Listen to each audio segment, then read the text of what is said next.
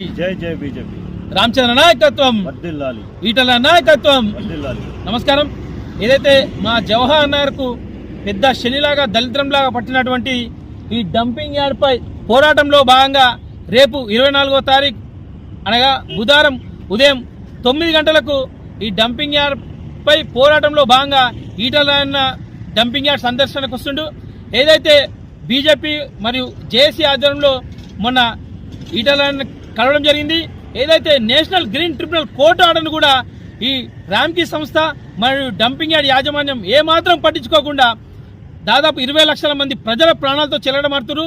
ఇట్లా షీటల నుంచి తడి చెత్త పొడి చెత్త అని తెచ్చి ఇలా కుప్పలు కుప్పలుగా వేస్తూ ఎటువంటి బయో మైనింగ్ శాస్త్రీయ పద్ధతిని పాటించకుండా ఇట్లా విషపూరితమైన జలాలను ఇక్కడ నిల్వ చేస్తూ మా జవహర్ నగర్ చుట్టుపక్కల ఉన్నటువంటి ప్రకృతిని మొత్తం నాశనం చేసిర్రు.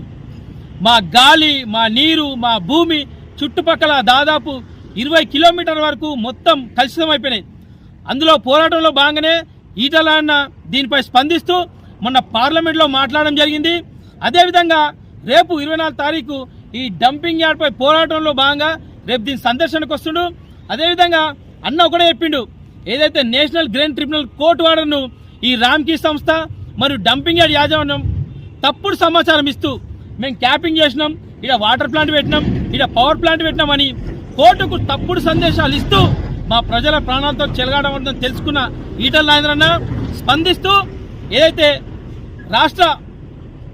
రాష్ట్ర మరియు కేంద్ర పర్యావరణ శాఖ మంత్రిత్వంతో మాట్లాడము మరియు సుప్రీంకోర్టుతో అన్న లెటర్ మీద కంప్లైంట్ చేయడము, వీలైతే ఏదైతే న్యాయమూర్తులు ఉన్నారో ఏదైతే న్యాయమూర్తులకు నేషనల్ గ్రీన్ ట్రిబ్యునల్ న్యాయమూర్తులకు మరియు సెంట్రల్ పొల్యూషన్ బోర్డు మెంబర్లకు మరియు అవసరమైతే సుప్రీంకోర్టుకు కూడా అన్న తన లెటర్ ద్వారా మరియు అన్ననే పోయి దీనిపై న్యాయ విచారణ చేసే విధంగా పోరాటం చేస్తాను మాకు హామీ ఇవ్వడమే కాకుండా అంటే రేపు 24 తారీఖు వచ్చి డంపింగ్ యార్డ్పై పోరాటాన్ని ప్రారంభిస్తున్నందుకు ప్రతి ఒక్క డంపింగ్ యార్డ్ బాధితులందరూ వచ్చి ఈ యొక్క పోరాటంలో విజయవంతం చేయాలని కోరుకుంటున్నాం. జై బీజేపీ.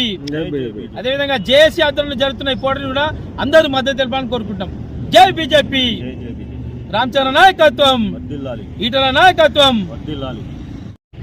ఎన్నో ఏళ్లుగా జవహర్ నగర్ కు శాపంగా మారినటువంటి డంపింగ్ యార్డ్ విషయంలో గత 2017లో వచ్చినటువంటి గ్రీన్ ట్రిబ్యునల్ తీర్పు తర్వాత మళ్ళీ రీసెంట్గా కూడా గ్రీన్ ట్రిబ్యునల్లో తీర్పు ఈ డంపింగ్ యార్డ్ని పూర్తిగా కొంచెం జనాభా